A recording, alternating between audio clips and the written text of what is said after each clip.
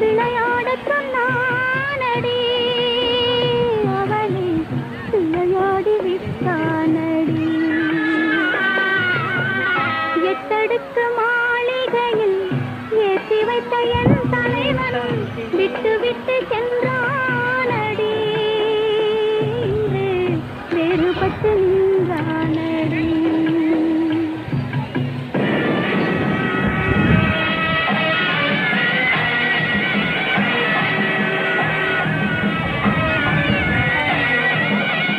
நீப்பத்தார சாமி, நீப்பத்தார சென்னம்மா தாயி, இந்த கோயிலுக்கு நாங்கள் வந்துக்கிறோம். நீங்களும் வந்து பாருங்க.